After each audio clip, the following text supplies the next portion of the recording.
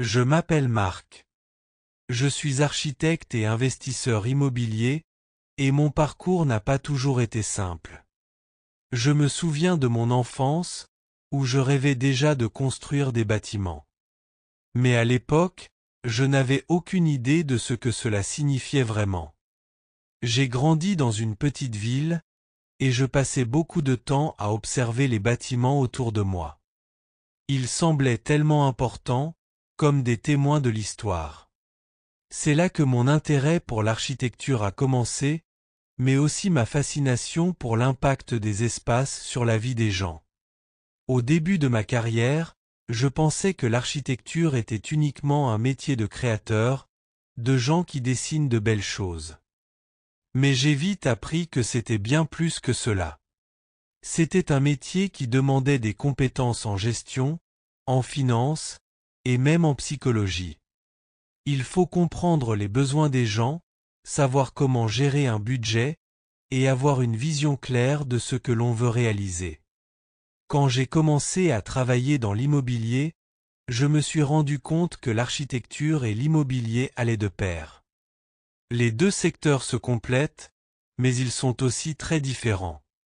Dans l'immobilier, l'argent joue un rôle crucial, et il est parfois difficile de concilier la créativité avec les exigences économiques. Il y a eu des moments où j'ai pensé à abandonner. L'argent, les délais, les décisions difficiles. C'était parfois accablant. Mais je me suis toujours rappelé pourquoi j'avais choisi ce chemin. Ce n'était pas uniquement pour l'argent. C'était pour créer des espaces qui ont du sens et qui peuvent améliorer la vie des gens. Au fur et à mesure que ma carrière avançait, j'ai appris que chaque échec était une leçon. Je me souviens d'un projet particulièrement difficile où j'avais mis tout mon cœur, mais où les résultats n'étaient pas à la hauteur de mes attentes. Au début, j'étais dévasté. Mais un mentor m'a dit quelque chose que je n'oublierai jamais: chaque erreur te rapproche du succès. C'est la façon dont tu te relèves qui compte. Cette phrase m'a aidé à continuer. Je me suis rendu compte que la motivation ne venait pas seulement des réussites, mais aussi des échecs. Les échecs m'ont appris à être plus stratégique, à réfléchir avant d'agir, et à ne jamais abandonner. Avec le temps, j'ai vu des changements importants dans l'immobilier. L'industrie évoluait rapidement, les technologies s'amélioraient, et les attentes des clients changeaient. Au début, il m'était difficile de suivre toutes ces évolutions. Mais j'ai vite compris qu'il fallait m'adapter si je voulais réussir. L'apprentissage est une partie essentielle de ce métier. Je devais constamment me former, lire des livres, assister à des conférences, et surtout, apprendre de mes erreurs. Aujourd'hui, je suis plus confiant dans mes choix. Mais cela n'a pas été facile. Il y a encore des moments où je me sens perdu ou incertain. C'est normal. Ce qui est important, c'est de se rappeler pourquoi on fait ce que l'on fait. Pour moi, l'immobilier et l'architecture sont plus qu'un simple moyen de gagner de l'argent.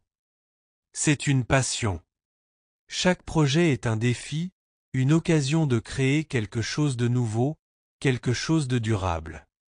Cela me motive à continuer, même quand les choses semblent difficiles.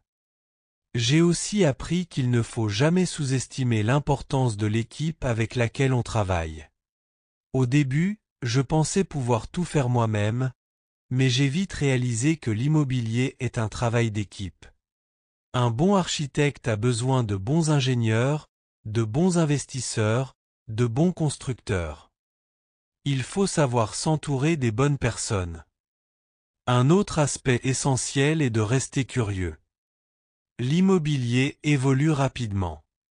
Les tendances changent, les attentes des clients changent, et la technologie avance à une vitesse incroyable. Il est donc crucial de rester à jour et de ne jamais se reposer sur ses lauriers. Par exemple, aujourd'hui, il y a une forte demande pour des bâtiments écologiques et durables.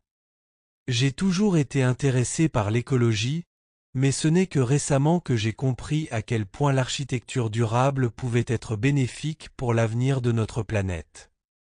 Je me suis formé sur ce sujet et j'ai commencé à intégrer des pratiques plus écologiques dans mes projets.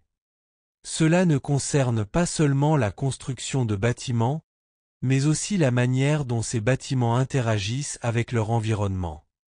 Créer des espaces qui respectent la nature tout en offrant du confort aux habitants est un équilibre délicat, mais c'est un défi que je trouve passionnant. En matière de motivation, je crois que chacun doit trouver ce qui le pousse à avancer. Pour certains, la motivation peut venir de la recherche du profit.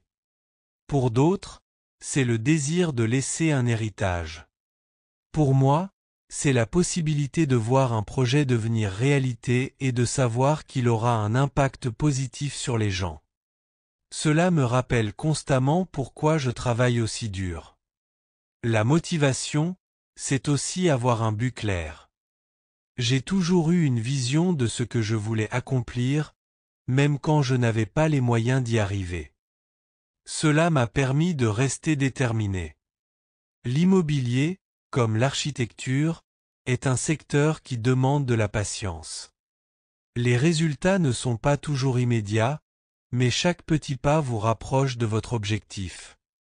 Je n'aurais pas pu réussir sans persévérance. Aujourd'hui, je suis fier des projets que j'ai réalisés, mais je sais qu'il y a encore beaucoup à apprendre. Chaque jour est une nouvelle occasion d'apprendre, de s'améliorer et de progresser. Mon conseil pour ceux qui veulent réussir dans ce domaine? Ne vous découragez pas. Soyez prêts à apprendre de vos erreurs. Entourez-vous des bonnes personnes.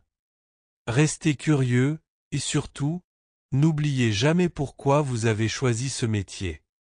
Les défis sont nombreux, mais ils font partie du voyage. Et chaque étape du parcours est une occasion d'apprendre et de grandir.